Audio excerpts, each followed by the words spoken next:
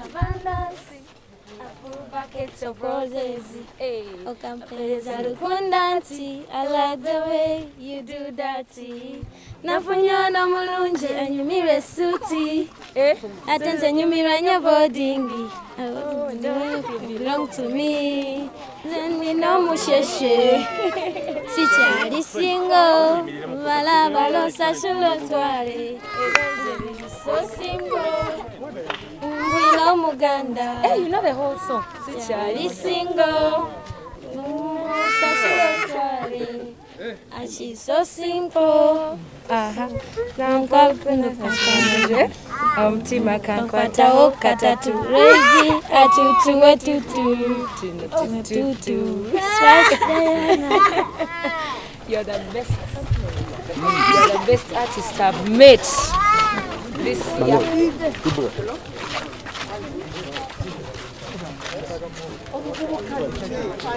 No, thank you. So I'm just editing that.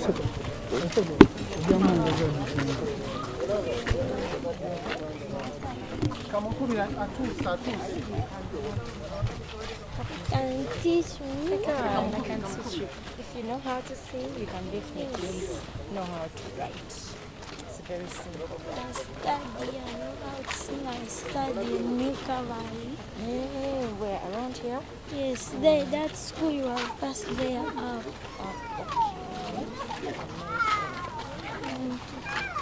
If you get time, you can abundance. A full bucket of roses.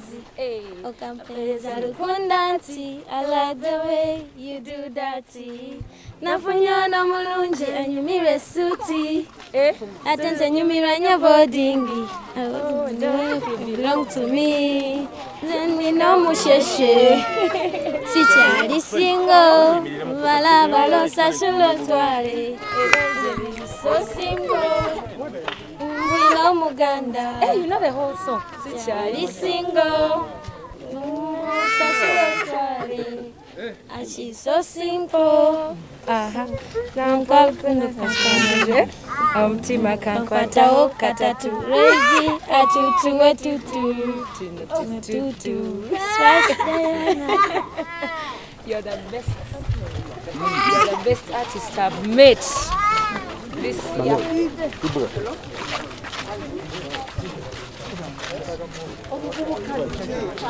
No, thank you. So I'm just editing that.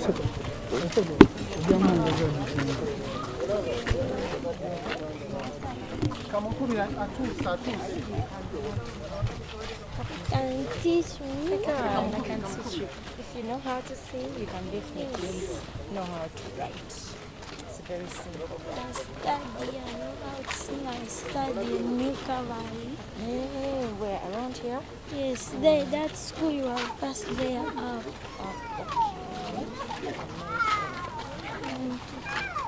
If you get time, you can come for me.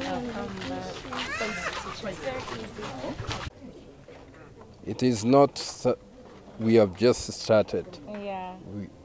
We have not finished the Christmas, but the new year, Yes. you know, God has made for you something. Amazing. It is amazing to see you. And normally I hear it on Galax. Yeah, really? I used to hear Saklaman, I used to hear Mr. Henry. Oh, I want him to be here one day. one day I'll bring him. You know, Yes. we have just started. And the new year is coming. These, the brothers, they have been worked a lot. God is the one who made this to you. Exactly. Exactly. We have, for us, we have just getting ready for the Christmas season and a happy new year.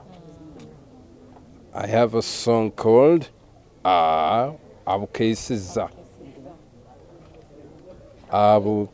Abukesiza webaro mutonzi ebitone byonna kati bimuyimbire abantu ba Uganda munsi n'eggulu Abukesiza.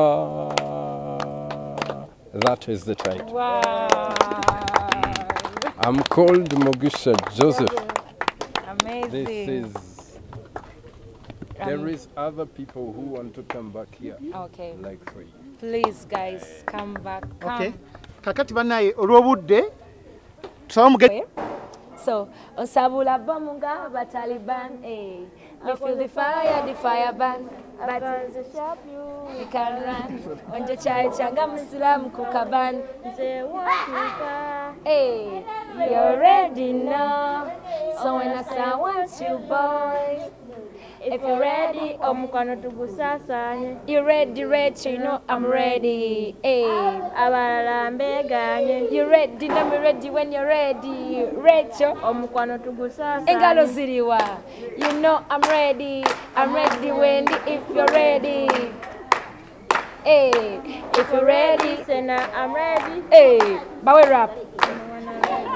Njagala ntwale ku Mukwana kedidi. Hey, tugate like butter. Eh. Kedidi. Mpaku wetu kole. Kedidi. Bobo yagala nga Wendy. Hey, Wendy. As Nyanga Fundi. The way you want. That's my dream. Hey, I wanna be with you. I say sembere no Rachel. Kwate koyo njagala.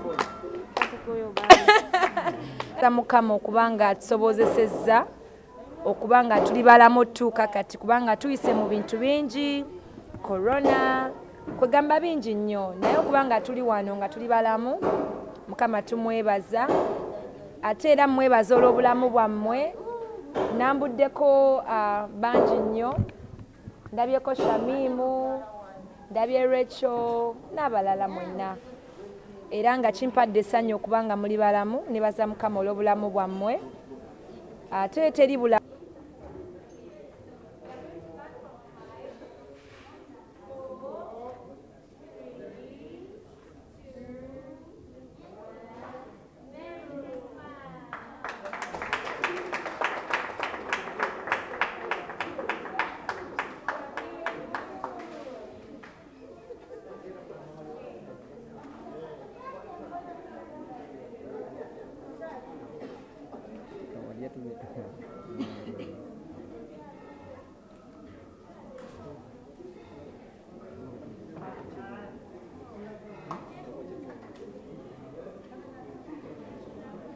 okuleka Katonda obulamu buva eri Katonda era Katonda y'ensonga lwaki tuli balamu nze Mukama mpadde ebintu bingi nga spice ne gyenvudde era mwebaza nnyo y'ensonga nti akatono ke mba nsobodde okufuna njagala nnyo okukagabana n'abantu nga mmwe kubanga nti bantu balowooza nti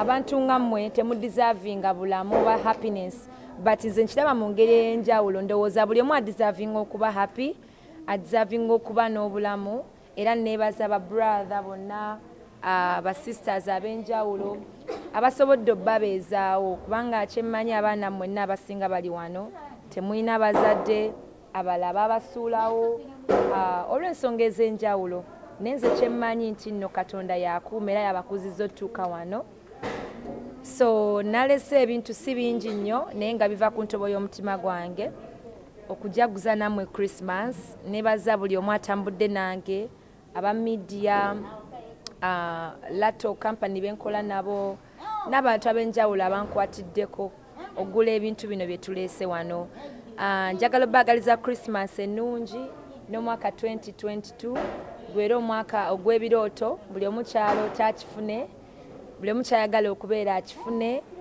aba media mwenna kantwala omukisa guno okubeebaza okubeera nange okuyimirira nange mu buli mbeera era mbagaliza Christmas ennungi ne bayimbi bannange bonna abandaba so ebintu bino eno si bingi like I've said nebiva ku ntobo y'omutima gwange okubanga njaguza Christmas nammwe mwebale kunkyaza mu maka gammwe era nsuubira nti munanyaniriza next time nkomewo with so much love nekinaaba nsobodde okukomawo nakyo mfuke mukwano gwammwe non just Spice Diana gomula ku TV naye mukwano gwammwe so tugenda sala cake bagenda gireeta so we can celebrate our Christmas today. Thank you so much. Mwebale nnyo kunkyaza mu maka gano. Thank you. Saba Mukama abakuume abateremu obwangu kyemmanyi omulimu guno si mwangu mwewaayo ba brothers mwenna ne mulabirira abaana bano abatalinako mwasirizi naye nze kyemmanyi nti nze ku lwange be basinga ate omukisa omunene kyova olaba nti nno mbaagala nnyo era ndi wano okuba nga celebratinga nammwe Christmas n'ebirungi bingi Mukama byatukoledde. So Merry Christmas and a Happy New Year.